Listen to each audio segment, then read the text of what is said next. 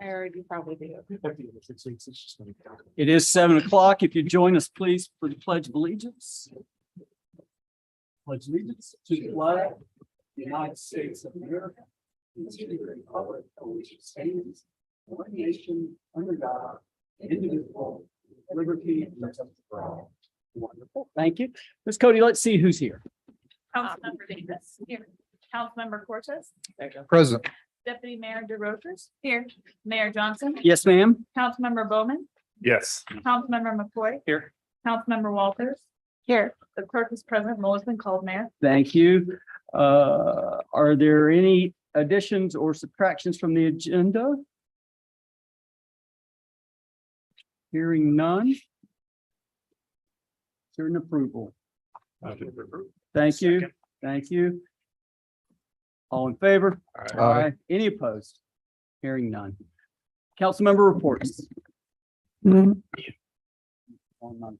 got one, Mr. Mayor. Yes, sir. Attended the DC Water Discovery Clean Water Alliance, filling in for Councilmember Bowman. Some projects coming up that the councils or the commission is going to have to decide on potentially, that could impact ratepayers. Additionally, there's some litigation coming down, with respect to PFAs, the forever compounds, feral floral keels. And if the legislature passes what they think they're going to pass, you're looking at another $1 or $2 to everybody's sewer bill, at the least. To cover that. So it's, in my opinion, pretty silly because they're only regulating the solids. They won't stop the effluent water from having them or be any treatment there. So instead of treating them at the point source, they want to try to get the sewer company to treat Oh. them. Pick it up at the end. Yeah, I mean, I can't wrap my brain around it, but so anyway, we have that going, and I believe CFM is trying to make the case, but could be more money going out to sewer. Do you think the day will ever come that like Ridgefield will just move in? They already Move have. in? They already have. No, no, us. Oh, if we'll move in, It will move. Oh, that's a big discussion we gotta have because the problem is talking with staff on this, we have a lot of our employees that budgeted. are budgeted out of there or part-time budgeted out of there. I know like Mark, some of your salary comes out of there. So there would be a financial impact to the city, but we have to kind of go through that, take a look at what that looks like. By dissolving and let them But annex it in. I mean, we have liabilities in the millions, Oh, yeah. tens of millions. And we still will. So we'll still be on the line for that. They'll just spread it out over their ratepayers instead of just the ratepayers of Battleground. Those will be spread out over the, 50,000 ratepayers that they have. Versus 20 that we have. Or actually it's 6,000 ratepayers, don't we? So, Maybe sometime in the fall, then a study session on what we're supporting out of that as far as folks. And then perhaps having John come and talk with us. Yeah, we're kind of working on getting through their budget piece. We're going to meet with them next week as well. And so it might be better to have that kind of as we approach the first of the year, get through the budgeting piece, and then we can dive in a little bit more. And we talked about kind of pulling that apart, really starting to look at the force main and timing for that and funding. And we talked about that with our legislative committee meeting the other day. So I think maybe that'd be a great discussion, maybe first of the year. I don't know if we could pull that together with the budgeting process at the same time. Let's see. I keep hearing, 25 million or 30 million. And today, tomorrow it could be another 2 or 3 million, depending on how deep we get into the current economic situation. Anyone else? Seeing no one else. The Washington State Transportation Commission was here last Tuesday and Wednesday. We did a ride about with C-Tran through the North County a tad, looking at various things, and then we had 2 days of meetings here. Seemed to go okay to me. We met some folks who we hadn't known before from the tribe. and some of our old friends that we haven't seen from the other cities in 3 or 4 years in person. They look a little different when they're not Zooming. I assume we do as well. Other than that, I think everything worked out fine. Ms. Erdman, you didn't hear any? I mean, I sent them a nice little, a little note from me thanking them for coming and. We got a thank you letter from the chair of the commission today and a survey to send out for the group. But other than that, everything went very well. So. Wonderful. And that's about it for me. And Ms. Erdman, we're going to you. All right, we have for presentations tonight, we have a quick update on the Prevent Together program. So I'm going to turn it over to Ms. Kirby.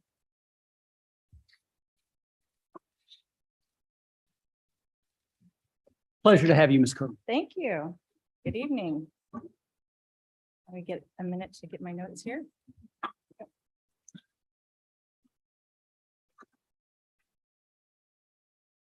I'm Jennifer Kirby. I'm the program coordinator for Prevent Together Battleground Prevention Alliance. And I'm here tonight to give a quick update on the coalition's activities as we close out our current fiscal year and get ready to head into our 4th year with the city and our 9th year under the Drug Free Communities Grant. To date, we've been successful in meeting all of our fiscal and programmatic requirements under the grant. Our new fiscal year starts on October 1, so we still have a couple of weeks left on this year, but I estimate that we will end the year with about $116,000 in spending this year. And our annual budget is $125,000, so we will have underspent that by a little bit, but our grant allows us to carry that money forward into future years.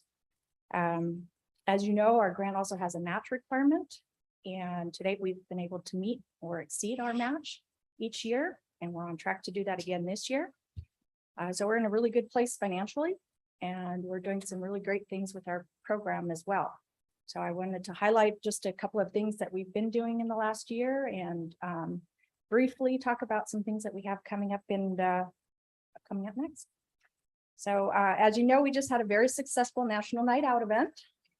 We had over 600 people in attendance. The feedback that I received was that it was one of the best ones yet. I don't know if that's true or not. It was only the second one I've done. We can't take all the credit though, even though we take the lead on organizing it. It really is a partnership between our coalition, the police department, Fire District 3 and the city. It's such a positive event for everyone involved, but especially for those families with young children who are able to attend that event free of charge. This year was great because we had all of our hard costs covered by the sponsorships and donations that we received. So that includes things like the porta potties and advertising and printing and food and so on. So it's just a great event that we look forward to each year. In June, we held an event to educate parents on the dangers of vaping and how to best talk to their kids about the risks involved. These events are something that in the past we've been able to do 2 or 3 a year.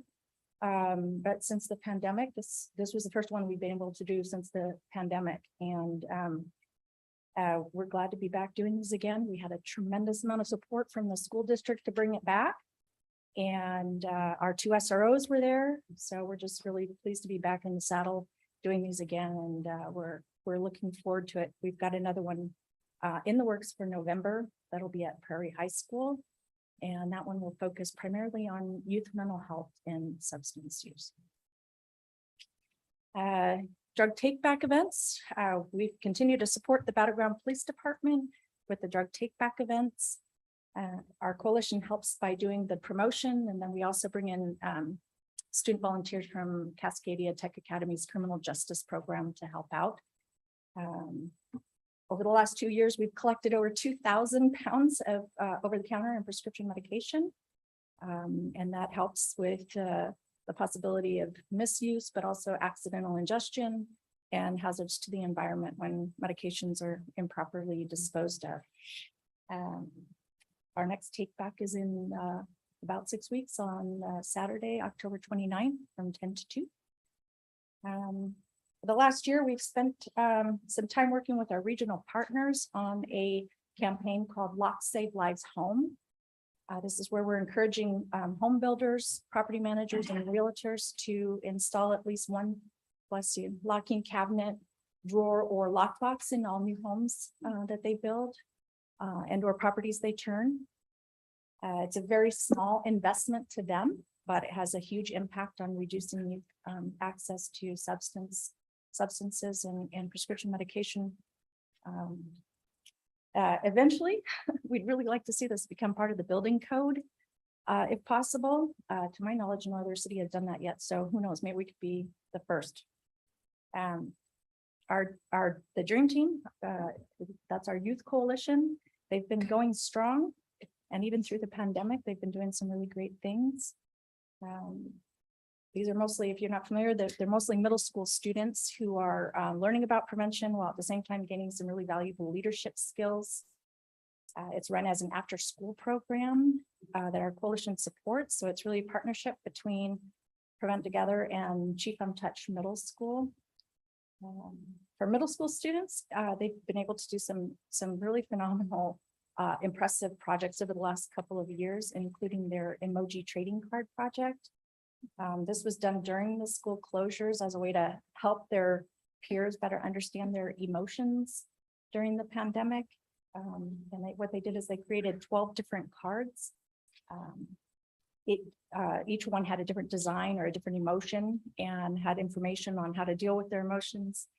And to get these into the hands of students, they partnered with Sodexo Food Services to distribute over 12,000 of these cards in the school lunches while the schools were closed down.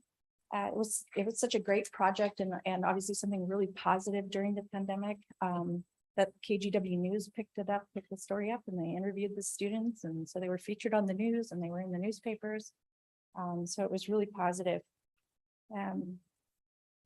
They've also been working on some projects to prevent vaping among their peers. And they made these wonderful vaping prevention posters.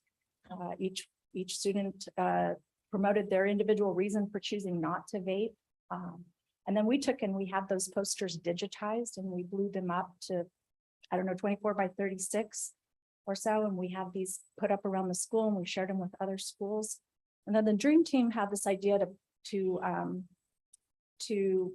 take those digital images and create a video PSA and using their own voices as the voiceover. So Erin, I don't know if you have that. I'd like to share the video if I could. If we have time, it's only about 2 minutes. Certainly.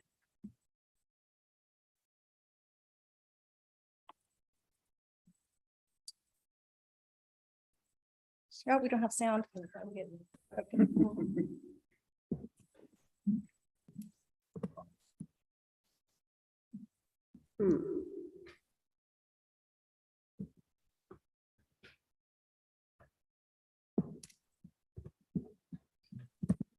I don't know if I can play this. Being creative. I don't think because I want to protect you. I I don't think because I. We'll have to.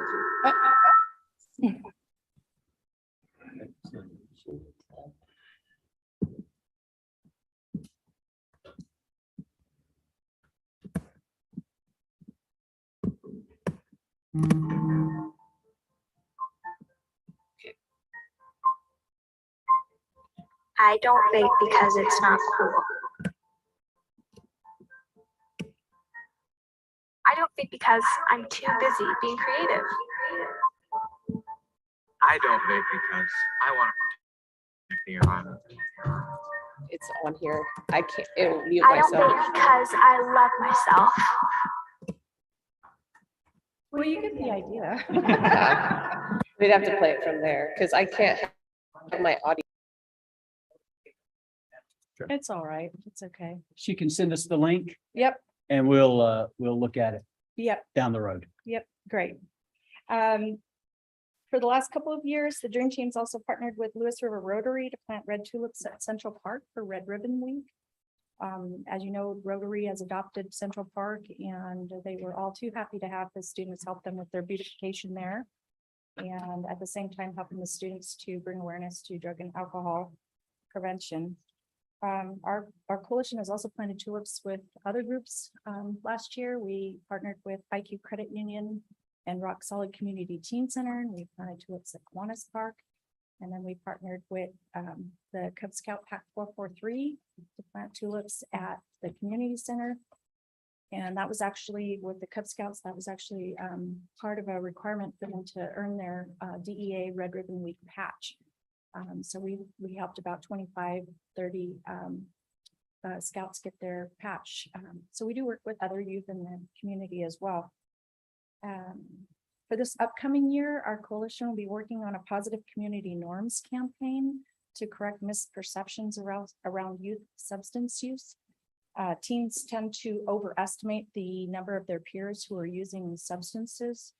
And that assumption that substance use is the social norm, combined with the teens tend to have this really strong desire to fit in. So they tend to make some really poor choices. So we'll be creating messaging with the students to help correct those misperceptions. And so just to give an example, the messaging might say something like, most students in Battleground don't vape, or we could use the actual data and say 89% of 10th graders did not vape in the last 30 days. So it's promoting that positive norm that we want, that positive, healthy norm. And then as we were learning about the power of positive community norms to change behavior, we also learned about some new science around positive childhood experiences and how positive childhood experiences can impact mental health and substance use into adulthood. And these positive childhood experiences can be things like having a sense of feeling a sense of belonging in school, or having at least 2 non-parent adults take a genuine interest in you. But it can also be community-based positive experiences. And so we got to thinking, well, what are those positive community experiences that exist in Battleground, and how can we grow those? And so we recently launched 100 Reasons to Love Battleground, where we're asking people to share with us what it is that they love about Battleground. And we've collected over 200 of those responses so far, and they've been just extremely positive. We've had some that say the police, we have some that say parks, we have some that say the Christmas lights around town. We have some that say that just that community sense, that community feeling, that community sense. Our neighbors are friendly. And then, we've had the funny ones too, that are like the taco truck.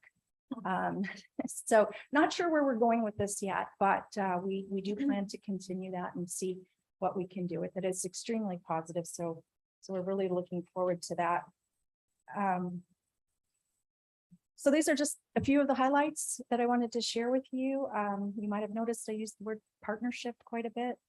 That's what I love about Battleground is the fact that we have a community that comes together to support youth. And that's what this grant is really intended to do, is to bring the community together to work on solutions and strategies to reduce and prevent youth substance use. And here in Battleground, we're just really truly blessed to have a community that really cares so much about our youth. And I just wanted to end by saying that we really appreciate that you've been supporting these efforts. So thank you. Yes, ma'am. Does anyone have a question? I do. Yes, ma'am. So I attended the Battleground Prairie football game on Friday night. And as I was walking past the snack bar to go to the restroom, I noticed that there were quite a few young adults that were kind of huddled around in circles and vaping.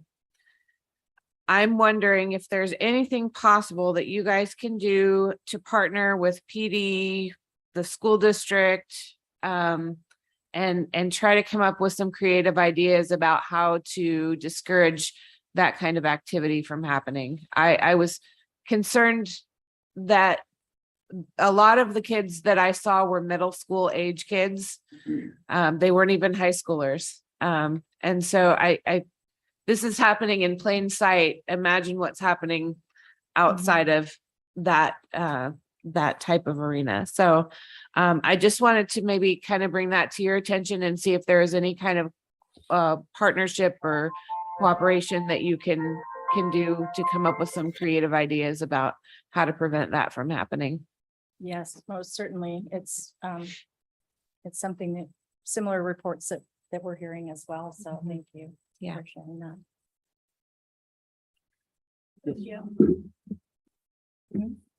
Go ahead. Choose the Do video.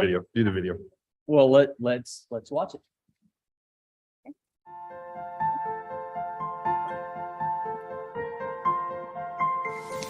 I don't vape because it's not cool. I don't vape because I'm too busy being creative.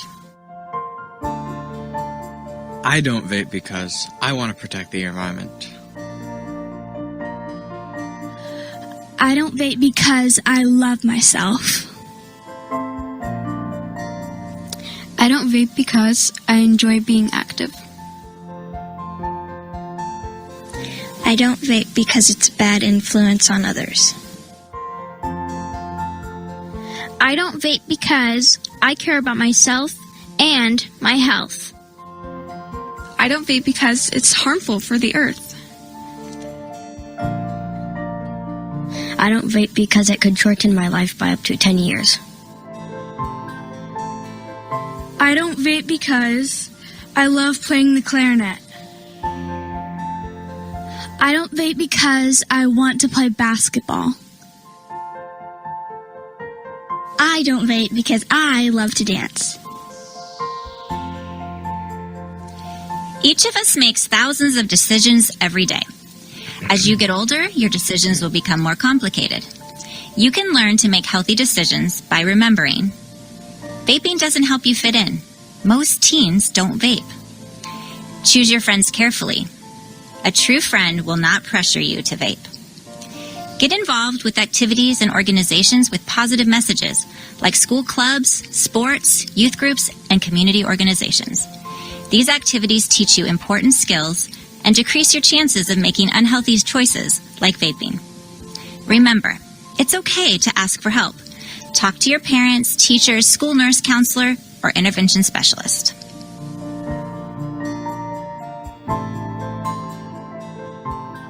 That last voiceover was one of the prevention intervention specialists that supports the Dream Team at Chief Touch Middle School.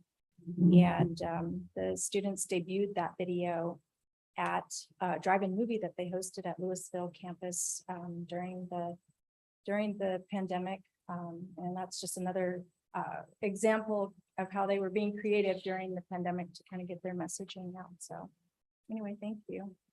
Do we have any other questions? Yes. Thanks for coming in tonight, Ms. Kirby. When we first started this, it was a 5-year grant, and we were able to get a second 5-year grant, correct? And after this second 5, it's supposed to be self-funded. We don't have the ability to go back after this grant again. It's a 10-year lifespan for this specific. Okay, so I guess my question is what are we doing, whether it be the city or you guys, to keep this going past the next year Yeah. when we get to the end of that 5 years? Because I'm thinking of stuff like, Rock Solid does their auction, and they raise quite a bit of money through that, or corporate sponsorships and those type of things. What's the plan for Prevent Together? We're looking at several different options right now. So obviously that's a priority for us. We have submitted a plan to our DFC grant funders as a requirement under the grant to have a sustainability plan. And basically that plan outlined, plan A, B, C, and D, and we're exploring all options. Everything's on the table right now. So we're talking with different partners in the community. We're exploring other ideas, and we'll see what sticks. We don't want this to go away. So When does it come to the end of the road? Officially September of 24, but because the grant allows us to carry forward unobligated funds, we do have a little bit of that carryover that we can use to probably take us about another 6 months if we wanted to do that. The grant allows us to apply for what's called a no-cost extension. So that would take us to maybe March of 25. So we've got about another 2.5 years. Cause that's my only concern is, 10 years is a lot of time to put into a program, and this took a long time to get going. I know, Mr. Cortez and the mayor and myself were all involved with this when we first started it, and, getting the funding just took a long time. It took a lot of things to fall into place, and we've got a great thing going.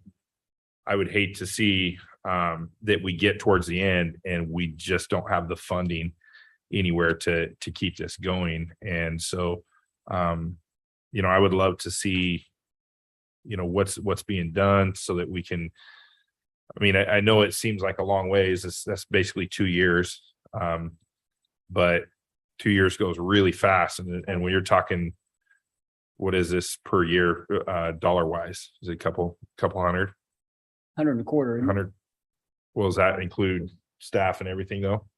125 all in. Okay.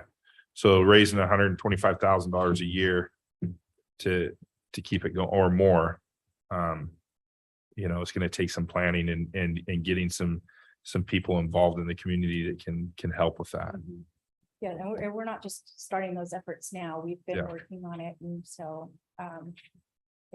we have a group of people who are very motivated to make sure that this sticks around, so we're working on it. But I can share our plans with you. Perfect. Thank you. And then as far as this, I'll call it a prescription safe, for the lack of a better term. Do you have what that looks like so that if we gave it to the folks downstairs, they could have an idea? Obviously, it's probably 14.5 inches wide, so it fits into a wall cavity.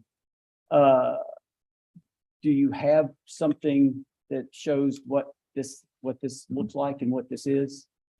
We do have some examples of different products that are available, but what we're asking builders to do is just to make that investment on their own. So what we've seen from the builders so far is that there's a property manager that I'm aware of that all he's doing is buying one of those simple metal cash boxes, and he's bolting that inside the master bedroom closet on the top shelf in the far right corner. And so that's what he's doing with all of his property rentals. And then another builder that we worked with actually on this campaign, Tracy Dorio with Dorio Construction, who is the past president of the Building Industry Association of America, helped with this. He was the chair of our committee when we did this. And so he's been installing these little lock boxes that are yay big. So we do have some examples that we can provide builders. And the nice part is that we also have created all of the marketing materials and all of the stickers, so that we have stickers and flyers and tent cards and all of those things that have already been created that we can hand off to the builders so that they can promote them, because obviously it makes them look really good, really socially conscious. And so So Mr. Crummett, I'm sorry. Mr. Crummett that works Yes. downstairs. Mhm. Yes. Why don't you, I know- I see Mr. Crummett online. Maybe Mr. Crummett and you can meet and we can talk about that. Yes. Perhaps it can end up in the code. Okay, wonderful. And at that point, then it's a done deal, isn't it? Yep. So if you'll talk with Mr. Crummett and Ms. Erdman, maybe we can get that moving quicker than you think. Well, that's wonderful. It's great news. Thank you. Anyone else? Seeing no one, Ms. Kirby, again, we appreciate you coming, Thank you. doing wonderful work. Thank you. Pleasure. Moving on. Well, Ms. Erdman, is there any, before we That move on? concludes presentation. Thank you. Okay. Citizens communications is, of course, is there anyone, we have one, if there's anyone else in the audience, you're more than welcome to step up and talk about whatever's on your mind. And we'll start with, is that Strapazon? Please. It's a pleasure to have you, Ms. Strapson. Thank you. Thank you for having me. My name is Allie Strapson. I am a resident and business owner in the city of Battle Ground. I am here tonight to express my concerns about the proposed tax exemption for Deacon Development's West Main Street Commons. Don't get me wrong, as an environmental conservationist, I am all about having less car-centric development in this and every other community. My list of reasons for concern is lengthy and includes: one, not having the infrastructure available yet to support less car-centric development, which this project is attempting to be. Two, only having 10% of the units as affordable housing and for only 8 years. Yet this multi-million-dollar developer gets 100% tax exemption for those 8 years on the residential structure, which is a pretty blatant example of wealth inequality, in my opinion. Three, balconies and patios being calculated in the plan's green space, as well as the concrete promenade in the middle of the project, because there will be planters located throughout. Four is history is about to repeat itself, as the city has already been down this road before with Battle Ground Village, where my business, my husband and my business, used to be located, but couldn't sustain because it's pretty much been a ghost town almost since the beginning. And five is the cost to the school and fire districts, who will lose impact fee funding from this tax exemption. It is this last issue that I want to focus my time tonight. I was at the August 22nd school board meeting and read the August 31st Reflector article detailing the potential fiscal cliff that the school district is looking at in just one school year from now. Already the 2022-23 school year is required dipping into the reserve fund to meet expenses to the tune of $13.1 million.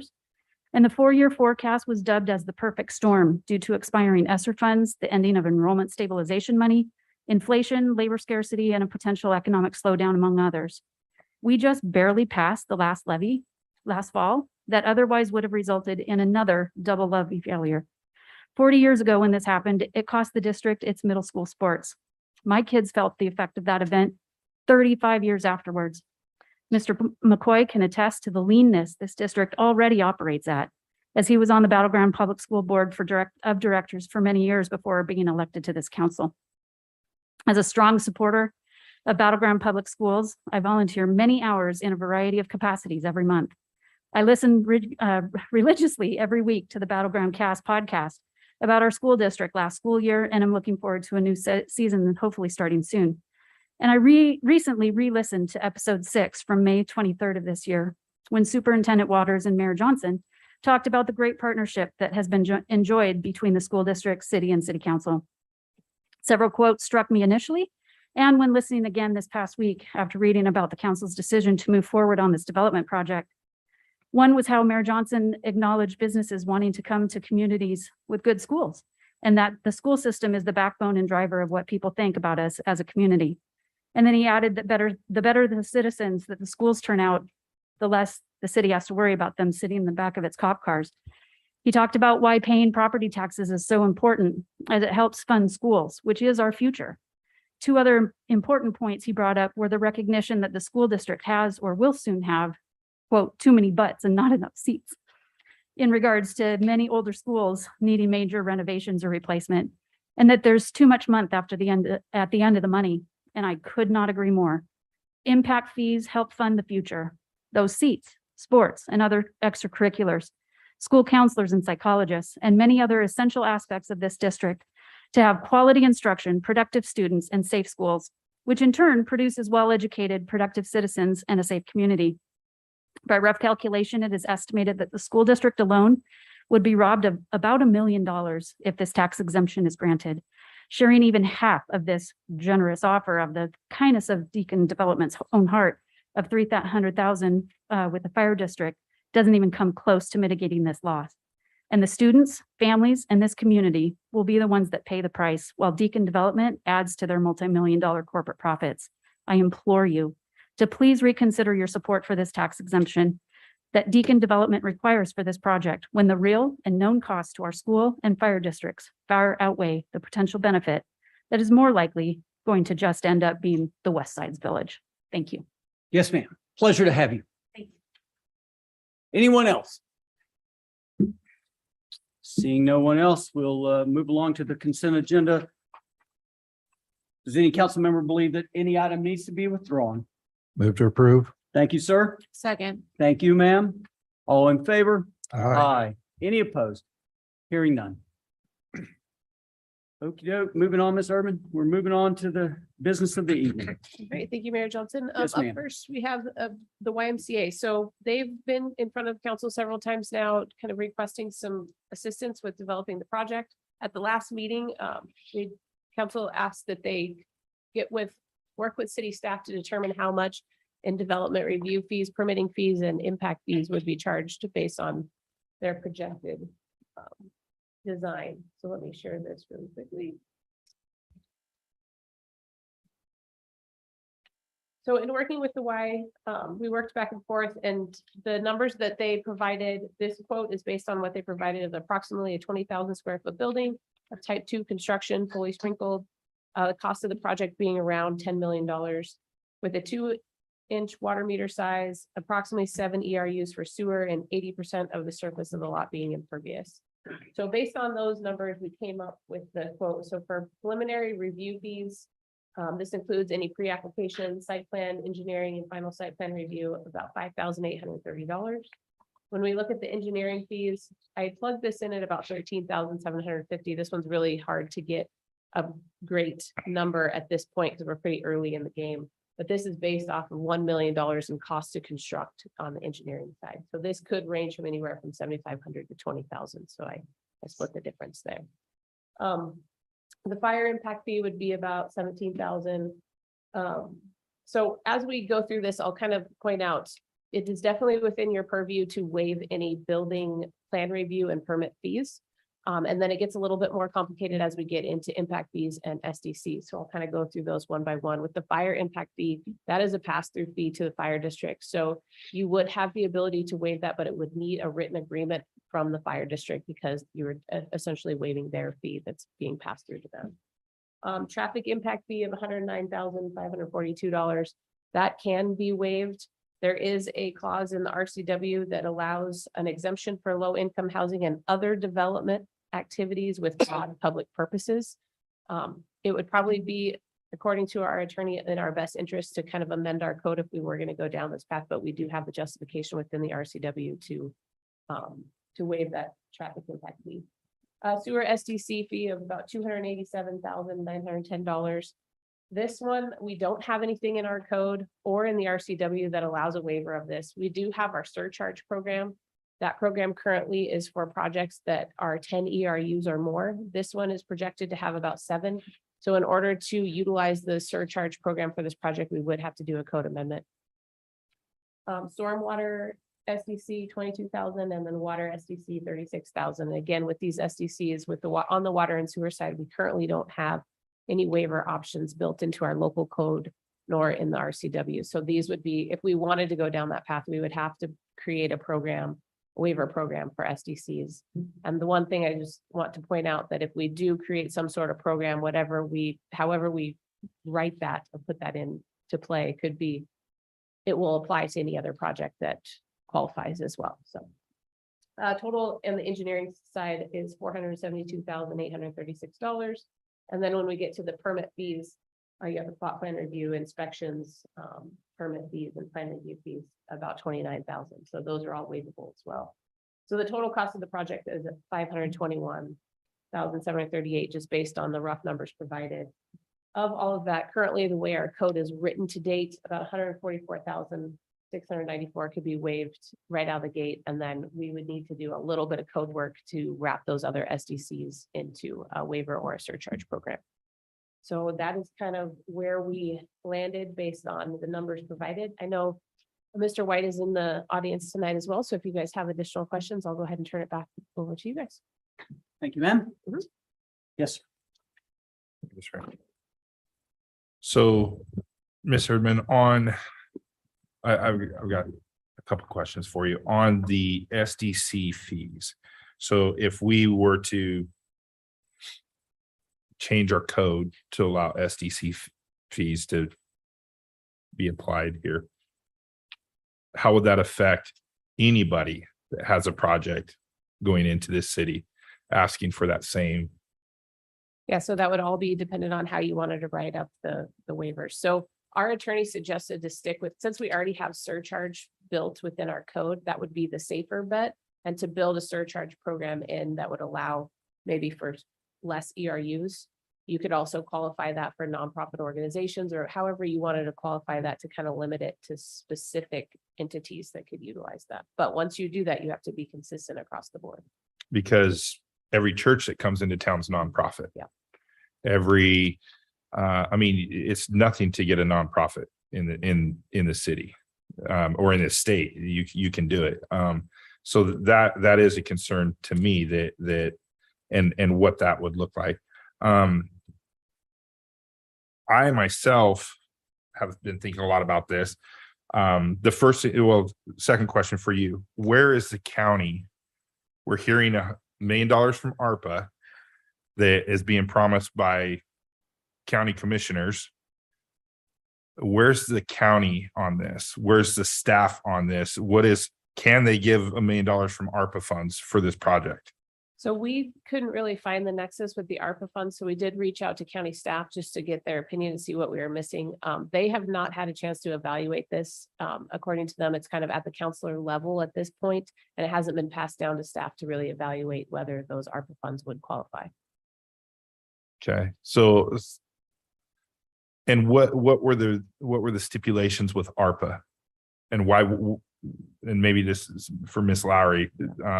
What were the stipulations with ARPA, and why wouldn't this qualify? I'll let you. That's very sweet of you. So when it comes to anything that flows through a local agency, it's subject to state law. And so with ARPA had that broad use to where you could use it to basically backfill your lost revenue, and then you have the ability to use that towards your normal governmental services. This would likely fall in that bucket. So it's not specific to ARPA. It's just a pot of money, I think, that was a potential use. When we reached out to MRSC to ask them about these types of arrangements and whether or not you could donate those types of money, or not just those types of money, but any local money to a nonprofit or something that's a pool or stadium of that sort, they came back with, it gets complicated. It's not something you can just give money for. It has to be a partnership.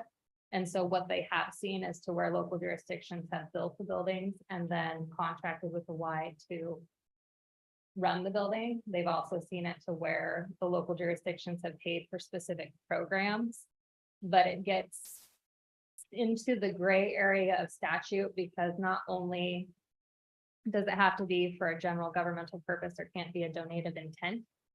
And so with that as well, if we, or the county or the state was to put even $1 towards this program, public bid laws would apply along with prevailing wages. So the project is likely, the cost will go up potentially based upon what we've been seeing with our own projects. So it's in that gray area to where it would take a lot of agreements. It would have to be an agreement in place. We would have to be getting something out of it that would meet the statute.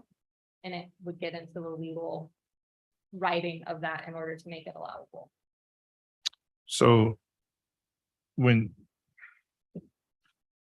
in bringing this up, and this is the issue we've had all along, is we have the YMCA, and they're trying, and I don't blame them, they're trying to get funding anywhere they can get it to make this project go. So whether it be state, us, county. And when we're not sitting in a room all together, and we tried that once, and the county backed out of it. I mean, it didn't go anywhere. But when our finance director, their finance director, sitting in a room saying, what can we do? Because all we hear is it just keeps coming back. We've been in circles for 9 years, 10 years, 11 years. I think it's 11 years now. To just going in circles of what we can do, what we can't do. And that's what's frustrating to me. And so what I would like to propose to council tonight is that we table this discussion until the next meeting. And we ask staff to bring back to us the ability to go out for a bond in February. I did some quick calculations, and I reached out to Ms. Erdman on, 20 cents a thousand, all the way to 35 cents a thousand. And look at, we just did our parks plan. We just got through that. We have the ability to take a look at what that would look like if we were to go out and run a bond and to participate in, if we're going to participate with the YMCA, figure out how that happens, because it's my knowledge that the city of Ridgefield participated by giving land, which is different than us giving money when it comes to the YMCA and prevailing wage laws. And so they can give land or a dollar lease or whatever they want to do. That's different than us just handing over a check. And so I would love to see the city come back and then us take a look at possibly putting this out for a special election, which we would pay for. And see if we can pass a parks bond to not only help the YMCA or figure out how we can help the YMCA within the laws, because I don't know that we can just write them a check.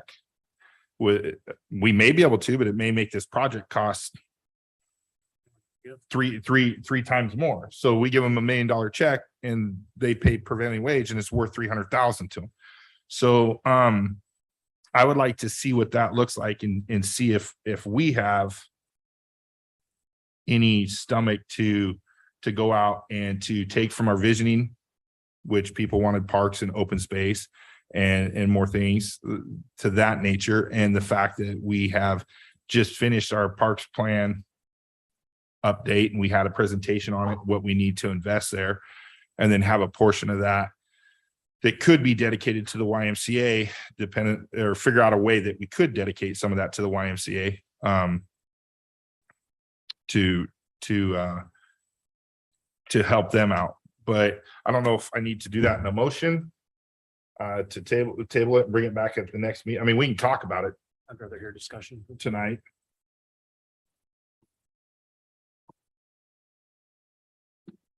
Well, What do you want to do? I can make a motion after we discuss it. Okay, we'll move on. Okay. You're done? Yeah. Okay. Moving on, Mr. Cortez, sir. Thank you very much, Mr. Mayor. Yes, sir. Aaron, would this construction be subject to sales tax, Yes, even though they're a nonprofit? Yeah. Okay. the construction. And what is the typical sales tax? I mean, is it what the going rate is? Yes, the 8.4. Eight Yeah. point- 8.4. So according to my estimates, you're looking about, it's going to bring in about a little over $800,000 in sales tax. City will probably receive what out of that? Probably 100,000, 200,000? I think it's gonna be the math. I think. Didn't mean to put What are you using as a basis? $10 million. $10 million. 10 million bucks to build. Okay. Yeah. 85,000. 85,000. So the city will get 85,000 roughly, give or take, in sales tax revenue.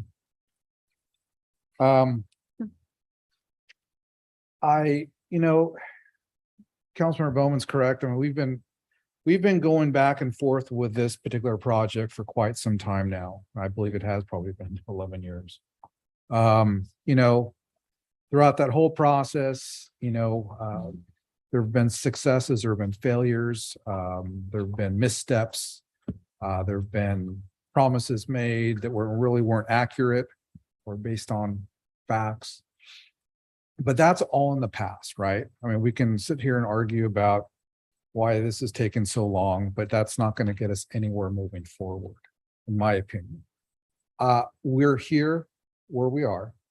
I think, while I appreciate wanting to have a conversation about doing a parks bond, and I do think we do need to have a serious conversation about a parks bond. I don't think the Y it's probably best for the Y to be part of that conversation. I think we have lots of other things to consider when it comes to doing a parks bond. But we're here and now. I would like to see us move forward on both. It looks like the review and impact fees, roughly about 144,600, you said, give or take. And then if we modified some of our code, we're looking at about another 300,000, again, plus plus or minus. So 3, 4, so we're closing in on roughly $500,000 in terms of what we can potentially waive. I think, in my opinion, that would go miles, and hopefully that the county would see that and would start to move forward on whatever package they have together to hopefully match what we've done or exceed what we've done. But at least this moves this project forward. I think it's pretty clear that this project has community support, a significant amount of community support. It's a nonprofit. Some of these items that we may have to amend our code to be able to waive them, we can make that very, very narrow, very, very specific to nonprofits. Yeah, I understand that, perhaps a faith-based organization could want to take a look at that, but let's face it, we don't have faith-based organizations throwing up buildings left and right all over our city. It just doesn't happen that often. And so I think worrying about what could happen in terms of somebody else taking or looking into utilizing that same update, I think is pretty low in my opinion. So I would like the council to make a serious consideration on moving forward. This is a legacy issue, right?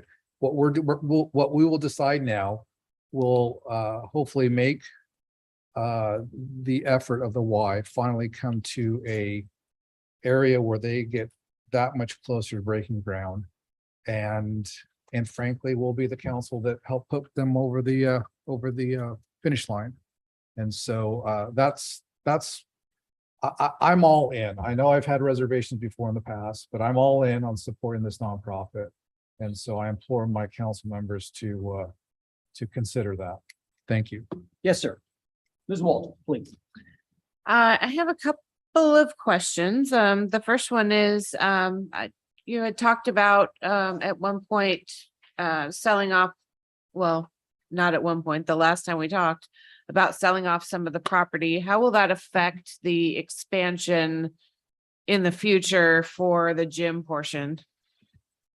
Yeah, we've factored all that into. That's all factored? Yeah. Okay. So And then the other question I have is, one of the sources of, I guess, donations for this project has been the prevailing or the in-kind services. How will that be affected by us if we were to go forward with our side and the prevailing wages requirement? How does that work out? Do we know? Because if we do what Aaron's proposing or what Mr. Cortez has proposed, then that doesn't affect the actual construction portion. That's the fees of the permit fees. So that's separate from breaking ground and actually building the building. Okay, so it has nothing to do with the, okay, all right. I am also all in for support for this project. I think that we spend a lot of time as a council proving whether or not we can shove more buildings, housing and commercial buildings into the very small space that we already have, and not a lot of time thinking about the type of services we're going to offer to all those people who are moving into our community. It is extremely important that we have places for our youth to go. It's extremely important that we have places for our elderly folks to go so that they're not having to drive all the way down to Fourth Plain to do their physical therapy or aquatics, aerobics and things like that. So I also am fully in favor of this. I'm in favor of looking at what it takes to change our code and narrow it very narrow going forward. But that is all I have. Thank you. Yes, ma'am. Yes, ma'am. Yes, I too am very supportive of the project. I have questions about the potential for a bond. and comments. Seems like in the past, we told you guys to do it yourself, and now we want to be a part of it, and it's just strange to me. And I don't understand how that would work if they own the property and we bond. It's very confusing how that would even be possible. I think you're gonna run into the same issues now. I mean, if you're gonna have the same donation issues, the same procurement issues. So in my mind, and we can't bond a private project. So in order to do a bond, we'd have to do some sort of public-private partnership. For example, we build the building and contract the Y to utilize it. Or vice versa. So But I mean, they own the land, so then what do we just have like a land trust? And it would take some work to figure out. It would definitely have to be more of a partnership with operations and buildings. well, I'm interested in moving forward and seeing what we are able to waive. And then again, narrowing it down to nonprofits that are bringing a service to the community that the community wants. You know, that's one thing that sets this project apart, is that they are a nonprofit. And I believe I asked last time if we've ever had nonprofits request this before, and we hadn't. So with that in mind, I feel comfortable doing this for the YMCA and look forward to having a pool in our community. You know, just tagging along with what Shauna said about having access to recreational activities and keeping tax dollars local. Yeah, I am very supportive. So thank you for your time. Yes, ma'am. Yes, sir. If you're not comfortable answering this, please don't, obviously, but I'm just curious, how close are you? Because when we come to this discussion of looking at a park bond or looking at either 150 or 500,000, for me, I think that comes down to how close are you? Yeah, well, and I think this decision leverages a lot of it, to be honest, because everybody we've been talking to says, okay, well, is the city in? So we've definitely got a pathway to success. And Mike can speak kind of directly to that. I would add one other piece too about the prevailing wage that was factored in, because we knew we were going after state money and other funding sources like that would kick us over to that. So that's been factored into our pricing. But Mike can speak a little bit more to the funding mechanism. Yeah, I really appreciate the question, and thank you all for your service as a Battleground resident. So the plan is to fund the construction of the pool. There's roughly $3 million that is in there. That's a combination of the YMCA purchase of the property and surplus sale of land, and to fund the rest of it through public support. And that public support starts with the city. So Councilmember Bowman, once upon a time, a couple years ago, you challenged us. We were in front of you and you said, let's see what the county will do and then come back to us. And it's taken a long road and a pandemic to get through that, some pretty tricky water. And you asked where the county is. And I will tell you, to be as honest as I can, when we were in front of them, they entertained a $1 million request. It did not receive approval. It went down 2 votes for and 3 votes against. And then it was reintroduced by one of the council members who opposed it, opposed the $1 million to come back as $1 million quote, and I'll quote the county here, placeholder. Let's see what the city will do. So every dollar that's not $1 million, up to that $1 million, is leaving money on the table that the county is potentially looking to support, and they're waiting for your decision. They're waiting for your decision. Councilor Bowman, you were wiser than you knew when you told us to go there. So I want to tell you where we are. It starts tonight, and what you guys decide, if you decide on where you're going now, so we can take that back to the county. The county would make its decision, I think, in a timely manner.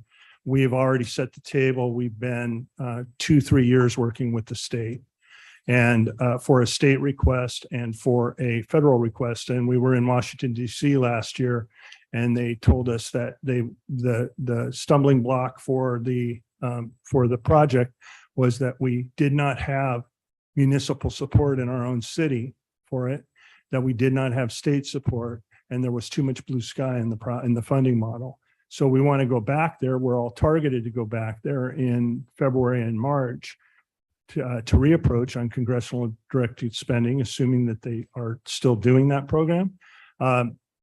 And we'll have to watch for that, obviously, but we're scheduled to go back there. And we've done this many, many times over my 40 years of experience. We've done this many, many times, and it starts local and it builds out. So you have always been the starter. And at the county, they even considered it.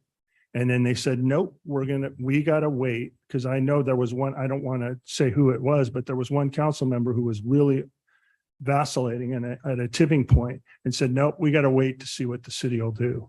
I wanted to give you just a quick bit of research that we did.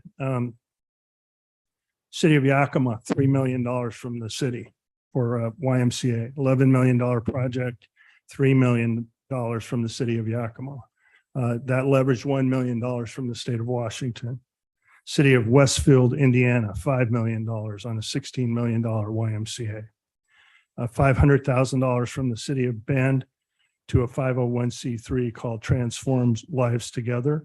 City of San Antonio was a major donor of the Project Men's capital campaign. City of Richfield, as we talked about, provided the property for the YMCA. And City of Sioux Falls, South Dakota, gave $500,000 to YMCA. So there is precedent out there, and these are not waived fees, folks. That's cash. I don't know if that's still something that you're considering in your discussion, but those are examples where cash was given. I want to also say that it's been in our planning from the very beginning that not only prevailing wage, but Davis-Bacon would be part of our project, because we are always going to go for state, federal funds as well as the city. So we appreciate you looking after us legitimately. We do, of not wanting to incur unanticipated expense, but we budgeted and prepared for that expense. And you see that in the $10 million number. Thank you for that update. I like the idea of, I think 10 years ago, the park, our bonding may have been maybe where to start. But I too support the project. I believe we can't, out of one side of our mouth, complain about kids loitering in parking lots without also giving them something to do that's productive. So you have my support. Thank you, Mr. Mayor. Yes, sir. Yes, ma'am. Thank you, Mr. Mayor. Yes, ma'am. Thank you for coming tonight, and bear with me, I have a few questions for you. In regards to the pool, is it a lab and recreational type pool? What are we going with here? Yeah, it's designed with 2 tanks. So there'll be a very similar to what we have down the road. Down there, okay, okay. And you also mentioned at our last meeting that you were going to meet with the reps off and Vic, and did you meet with them and get a feel for what they had to say? Representative Hawk, you said last time that you were going to have a meeting in the following week with the representative. Yes, on the state's funding side. Yeah, I didn't take that meeting. Those were Rep Hawk and Rep Vic were very positive in the meeting, and very positive in sharing their encouragement and support with the folks that are likely to take their place. Okay. If one can be. Excellent. I've been going through this back and forth, weighing both sides, because my feeling is, even though I'm new to council, we moved here 10 years ago with the notion that we were living in the countryside, and anywhere we wanted to go, anywhere we wanted to shop, we had to drive. So I drove my 3 kids to Lake Shore for swim class, because when we move up here, that was the trade-off. We knew that we had to drive somewhere to get to places, and we wanted it that way, or else we would have moved to the surrounding areas. So a little bit of me wants to say, no, I'm willing. I think if we're going to live in a rural community, we should drive. However, Battleground is quickly not becoming the rural community that it was even just 10 years ago. So I understand Ms. Walters talking about places for the youth and swimming for the seniors. I don't necessarily agree that that's going to cure the parking lot situation with our teenagers. I don't, but that being said, I think we have heard a lot of the community wanting something like this.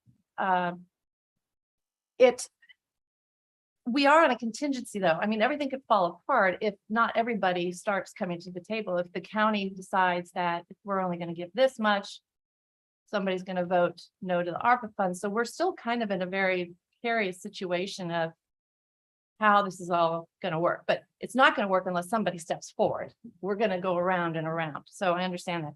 I love the idea of a bond, but I see that there's also difficulties with that. And if we're going to go there, I'm going to need some more information on that. That seems like we're going to open up a can of worms, but I would like the public to vote and say it. But maybe that's not feasible nowadays. Maybe we've gone past that and we just need to make a vote. So the code amendments concern me, and I would want to be very, very cautious about that because I do not want to open up a can of worms. I'm not one to like to waive things, deferral maybe. I've said no to prior situations because these impact fees are important to us, and I don't see the tax revenue right now equaling it out. So I have reservations about it. And I appreciate everybody's thoughtfulness and bringing stuff to the table, try to work together. And you guys have really gone out there and done your due diligence. So I thank you for that. It's making it difficult for me, but thank you for answering the questions. Appreciate it. Thank you. What are our friends in Richfield? What's the value of that property? I don't know right off the top. I think it's around 7 acres. Total of the property, so They didn't put a value on the property? I don't know the value, the total value right off the top of my head, no. I very seldom disagree with my friend, Mr. Cortez, but for the last 3 times we've met, gentlemen, the Facebook warriors and the reflector people have put my email out there, said, contact Mr. Johnson and let him know, since he stated, I believe my words were, there wasn't a clamor for it. I've received 12. 3 of them don't live in the city. So we'll give him 12 though anyway, 12 out of 23,000. I don't believe that's overwhelming. Matter of fact, I know that's not overwhelming. Do you have anything showing where you talked to the community and found it to be an overwhelming desire for the YMCA to come? I definitely hear it. I think it's part of, when you guys did your plan, a pool was part of that, recreation's part of that. So I'd fall in line with that. I know it's an asset in our community where we're at right now, and 11% of our members are coming from Battleground to use that facility. So I would say that that's a. But please, sir, let me finish. Please. What you're asking us to do is to go in and mess with our code. And I'm with Ms. Davis. We start messing with the code. Earlier, Ms. Strapazon came on and told us about Battleground Village. We've been trying to save Battleground Village now for 10 years. And we've made concession after concession after concession for them. And everyone out there is now, it's probably owned by 10 different banks. It's a failure. We, big hearts, they have a big heart, help us out. So we changed the code. We've got folks out there now living in apartments right by the railroad tracks and by the industrial area. So we hear from them. They're not happy because it's stinky. It's noisy. So you're asking us to change the code. That's a lot. That's a big deal.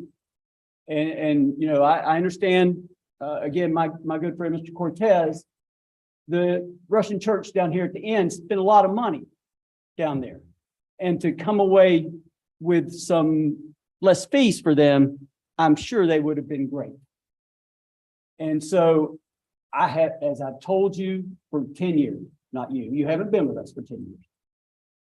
I'm not against why coming. I'm against opening up our checkbook to you. Because again, the Facebook warriors tell us it's not tax money. I don't know where $500,000. What is $500,000 in this?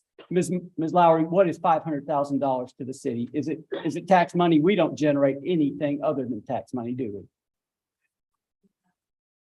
Be able to do anything with the That's right. We don't sell anything. We live off tax money. And so, gentlemen, I hope you do come. But I will say, to give you $500,000 when the county, and it's mighty big of them to give federal money away, our money, federal money. It's not their money. They need a jail. Matter of fact, they just ran in August a bond asking for more money for law enforcement. And they're willing, and I watched the video. I think we all watched the video. I forwarded it to us all. And Ms. Bowerman and Ms. Olson is not against it all because she said the exact same thing that we said some time ago. People in Camas want a pool. Are they going to give them $1 million of ARPA money? Does Camas deserve $1 million of ARPA money? I have no idea. Did the people in Washougal deserve that money? I have no idea, but they have responsibility to them as well. I'm really surprised that the county councilor that's brought it up for years, he's called us wasteful.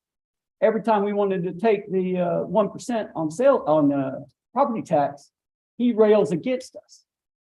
All of a sudden, he's willing to give away $1 million of Uncle Sam's money. I'm shocked. So there's new county councilors coming in November. So from me to you, you should try to get this lined up now because I think in November things may change for you down there. And so again, I wish you the best of luck. I'm for you to come. I'm just not for opening up my checkbook to you. Our checkbook, not mine. Our checkbook to you. We're moving on. Nope, hang on. I think Mr. Cortez, you're next. On everyone's had a say on this go around. Yes, sir. I believe you're next. Thank you, Mr. Mayor. You're more than welcome, sir. First of all, I respect your opinion, Mr. Mayor. You know that, so I do appreciate where you're coming from, and you do make several relevant points. Let me be very, very clear, though. These gentlemen or the Ys, they're not asking to change our code, right? In terms of what we would have to change to be able to waive or provide some more financial support. They're not asking for that.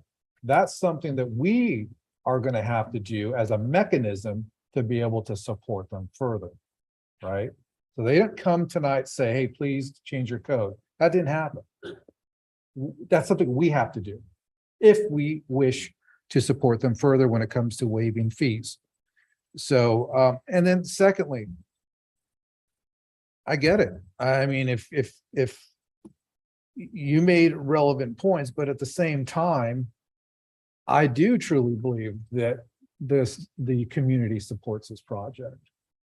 Regardless if we have, 12 emails or 6 emails or 24 emails, right?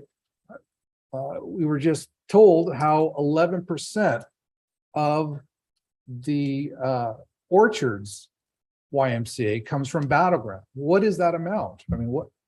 Yeah, and those are pre-COVID numbers. I haven't ran them recently, but you're saying roughly 1,000 people, Yeah. individuals, not households. I will say too to that, the market study that we had that took place, we're not just going to build it. We want to go, okay, are people going to show up and come and support this pool? And it was very favorable in that study as well. And those market studies, I mean, those are the studies that, whether it's your Burger Kings or your Panera Breads of the world, they all do their market studies, right? Is it going to be feasible to open up this business here? And that's how they invest their money there.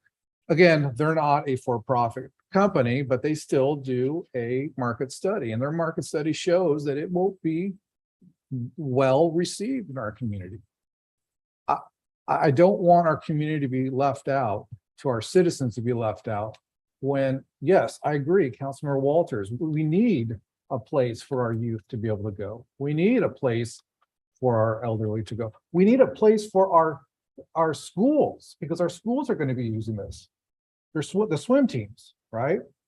So who knows? Currently swimming at our facility. Currently swimming at the Orchards facility, and now they're going to be able to swim here. Why do we want to ship them out to Orchards? Let's keep them here. Keep them home. So I'm very passionate about this.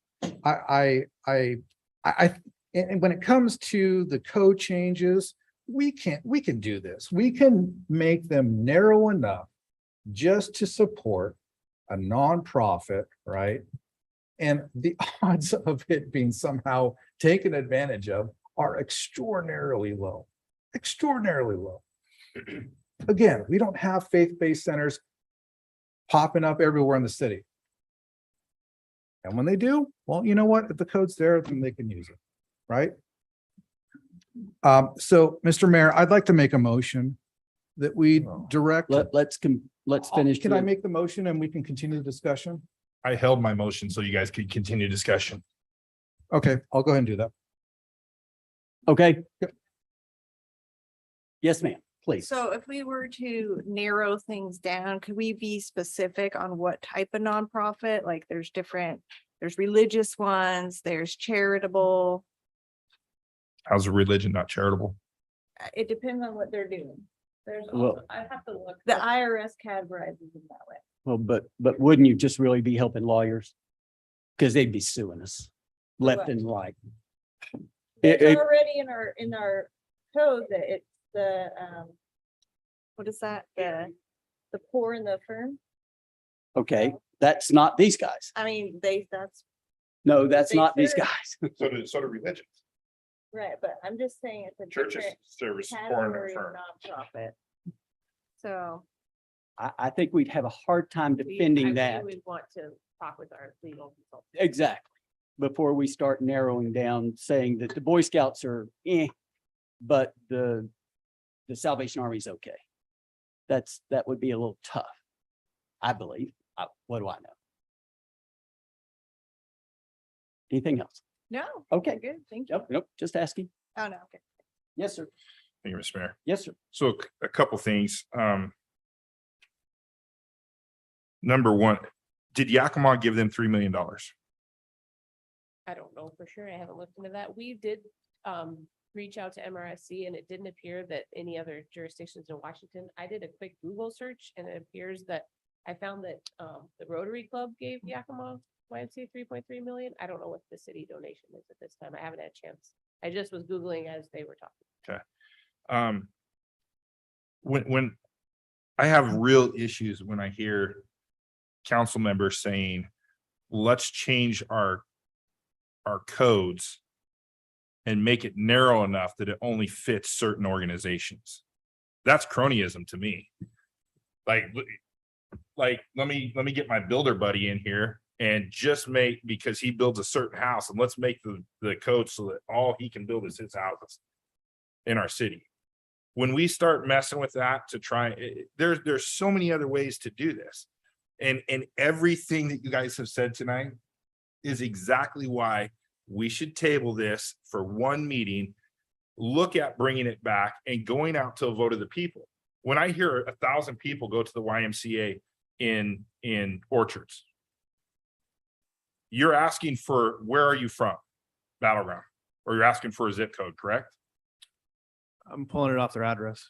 You're pulling it off their address. So that's 1,000 people from the city of Battleground, not Battleground, Washington mailing address, because the county incorporate, we go all the way to Farger Lake and I mean, we have we have people that want to run for council because they have Comcast, because they have a 98604 and they don't live in the city. So my job isn't to worry about county residents, my job is to worry about the city. And I have no problem looking at deferments. I have no problem looking at this stuff, but Mr. Westby just said it tonight that the county, like our $500,000 isn't enough. He just said that. He said, if you could give more, it would be great. And Put words in my mouth. you just said that to us. I didn't say 500 isn't enough. I never said that, and I want you to look at the record. I never said it wasn't enough. I said 500 would be fine. If that's all that you're thinking, if what you're thinking about is what you're discussing now, that's fine. We'd be very pleased with it. I wanted to let you know that the county said that they put a placeholder for $1 million. So there's opportunity to bring more dollars into the community, but I never said it wasn't. But I never if said you that. got more money, the county, because whatever if we only give you 500,000, the county's only going to give you But that's 500,000. 500,000. And I can't guarantee you, Shane, that if you gave $1 million, the county will give $1 million either. I'm just saying they put a placeholder Of at 1 million. And the reason I got to get upset is I don't want words put in my mouth, but thank you for creating an opportunity for me to clarify. Thank you. Thank you for creating an opportunity for me to understand that if we only give 500,000, the assumption that I took, and maybe I was wrong, is that the county only has to give up to that, correct? That is that they would only have to. It doesn't mean that they will only give 500. So you're, And can we get rid of the pejorative word only? Because it's an extraordinary gesture that you guys are considering at 500,000. If you decided to do more, of course, we'd be happy. There is another 500,000 that could potentially be leveraged, but I don't want to use the word only here because 500,000 is a win for us. but I've heard multiple times in the last 11 years. I heard you from right there say your former city manager said we could get $1 million. $1 million from us. Yeah, and what did I tell you at that time? Jeff Swanson didn't have the ability to do that. Right. And I think Councilmember Cortez had said, let's put what's behind us. That was unfortunate. That got made public. In a very public venue, with a lot of. Which I get 100%. But that is not the request right now that's forming. It's not $1 million request. It's to see what you guys can do in the ways and the fees. And when you guys ask about, which is a very good question, what if this doesn't go forward? Well, if it doesn't go forward, there's no fees submitted. So, this has to be funded for it to go forward for you to make it. If you set 500,000, that is a starting point for the county to respond. That's a win for us. If we would like it, if it could be that 4 million, but if it can't, we understand the reason. We understand the fiscal responsibility. I appreciate your fiduciary service. But we're not here at 500 is pocket. It's not. 500 is a considerable investment. Would be a little for $1 million is what the county has placed. And they haven't said that they will, that if you do 500,000, they'll only do 500,000. I'm a little worried about that, but it'll be what it is. But Shane, if it is 500,000, 500,000 more than they'll give if you say no. And if you table it, this could die the death of the church. Tabling in 2 weeks, this is gonna die. I've been here for 11 years. It's been tabled already, and we've had to come back to them. And now, I'm concerned about this playing out and dampening their enthusiasm. I am concerned. But listen to what you're saying. You're saying if we table this could cause it to die. We've got to table it the way it is because we still have to change our codes to allow you to have the 500,000. It'll be what it is. If it's stable, then we can get that back. If you made it a commitment tonight, you go a long way towards getting them to respond. They have waited on you. And we tabled it last time, and we felt like we were going to be on the agenda, and we weren't. We shared that, and we're going to be on the agenda tonight. And if you table it, we'll be back. We'll be back. But I do have that little bit of a concern about the response that the county will have to. That said, if you have your legitimate appropriate reason and really are considering it, and it needs to be tabled, then we'll deal with the facts. The facts are here. I'm fine. The reason I wanted to go for a grant was to get you more money. I'm done. That's it, period. Like, I'll support this right here, and what you'll get is 520,000. I wanted to go for more money and get you guys more money than 520,000. And there's two things that would accomplish. It would give you more money to run, and it would also let the community speak, because I've got council members here that have said in the past, well, we don't know. We want the community to have a weigh in on this. That's a perfect way for them to weigh in on it. And you could have got your money, but I'm done. I'll support this. I'll support this. I'm done. So. Not moving forward with the- Hold on. Ms. Davis, please. Thank you. Yes, ma'am. At this point, I personally want to table this for 2 weeks. We don't have a responsibility to upsetting, county council. I'm sorry if they can't understand that this is a big deal for our city. I'm not saying no, but I'm saying this is a whole bigger issue now. And, I think we need to get some more information from our city manager and I hope that county council understands that we have to do our due diligence. 500, 100, $1 million, it's still a lot of money. And I'm not comfortable right now making a decision tonight. So I hope with all the questions that brought up, my other council members are willing to wait, and I hope county is understood. If we do, it's not because we're blowing them off, but this isn't small pennies on any amount that we're talking about. So, Mr. Mayor, that's. What more information do you need? Yes, ma'am. Is there anyone else? And because I'm getting ready to call, see if there's a motion. Anyone else? I don't see anyone else. Is there a motion? So Shane dropped his, right? I'm asking the council as a whole. Is there a motion? Oh, wait. Yes, sir. Just real quick for council, I just want to put out there that if we would have went out for a 20 cent per thousand bond for 5 years, we'd have raised 5.16 million. So that's where we'd have been. You got your money, 10 but I'll years, support the 525,000. 10 years delayed.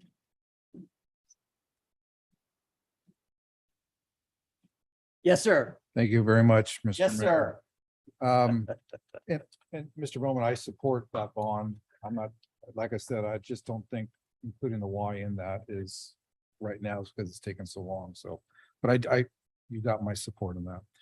Mr. Mayor, I'd like to make a motion that we direct the city manager to work with a Y and waive all the fees that can be waived immediately, and then work to bring us updated code to waive further items. Well, let's see if there's a second. Work with the city. Let's see if there's a second. Second. Okay, great.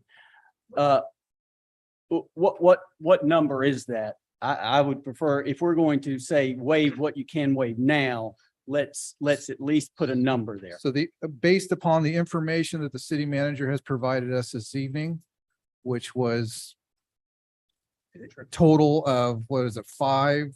Could I make a recommendation that we just name the fee, Yeah, I such would as say traffic name the impact fee fee? themselves, Yes. Not the value, because those are gonna change based on the actual submittal. That's a Yes. terrific point. So waive the preliminary review fees, which includes the pre-application site plan, engineering, final site plan, the engineering fees, the impact fees, and the building fees. So the permit fee. Yes.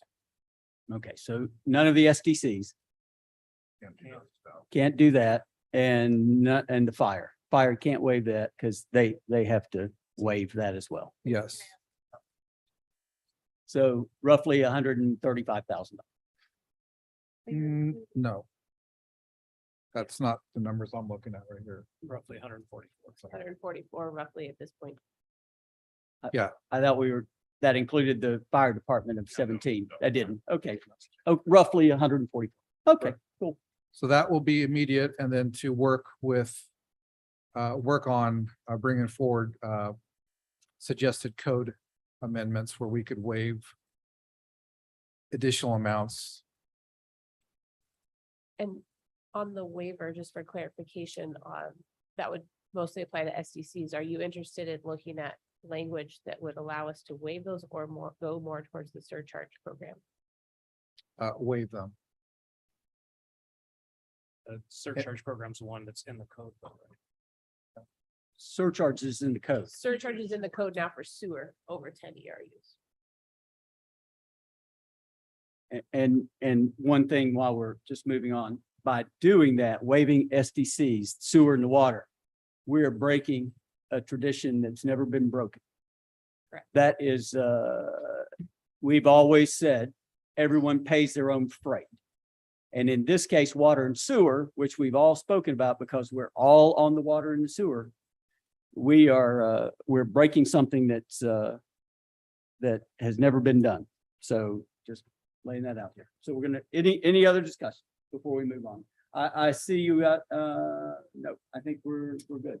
I don't see anyone else. It was already. Keypad's not working. I just have a clear. point of Yes, sir. So this vote is just for the code eligible fees. This is, and then to bring back the discussion about the SDCs. This is not saying we're going to do the SDCs to say we're going to bring it back. Because I will say, I too have reservations on those code changes. I think we need to be very, very pragmatic on that, or very, very conservative on that. And I also don't want to lose Councilmember Bowman's idea.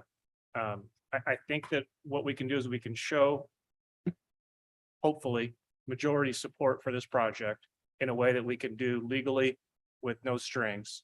We can look at, and then we can look at the other two options, either those, be it a bond or the SDCs. But let's have that discussion. Let's give this project the velocity it needs to get out of the gate, and have those harder discussions later. I completely agree. So what we're legally able to do now. Yes. Which is the fees that he spoke just a moment ago. Okay, And you said the keypad don't work? keypads does not work. Just Ms. Cody, let's roll. Mr. Mayor, Yes, ma'am. one last question. Before you roll, Ms. Cody, hold on. Sorry, I just want to make sure I understand it completely. We are voting to approve the roughly 144,000. We are not approving any kind of code thing or anything right now. Correct. To work Ju- on. ju- We'll work just, on it. Yeah. that's correct. That's in the future. Thank you. Is that correct? Mr. Cortez, do I have that correct? That is correct. Okey doke. Okay, Ms. Cody, let's roll again. Councilmember Davis? Yes. Councilmember Cortez? Yes. Councilmember DeRozers? Yes. Mayor Johnson? No. Councilmember Bowman? No. Councilmember McCoy? Yes. Councilmember Walters? Yes. Pleasure having you, gentlemen. We'll see you soon. Moving on. For your service. Yes, sir. Governance manual update, Ms. Erdman. Thank you, Mayor Johnson. The governance manual committee has been working with several over this last year to update the coordination manual. It was sent out in your packet. We did have one meeting as a whole council a while back. Let's see, it was probably May 16th of 2022, where we kind of talked through a few of the high level items for the governance manual. One being, do we want to approve the agenda at the beginning?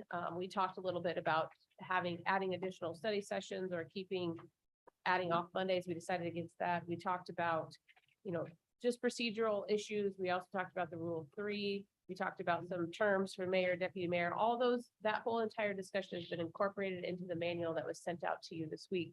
And so I just wanted to put this in front of you, see if there was any questions, concerns, comments on any of the material. Hold on just one moment. Mr. Phelps, for you, we didn't recognize you as our former colleague and as our former colleague, it is a pleasure to have you, sir. We understand you were here for the prevent. Thank you, guys.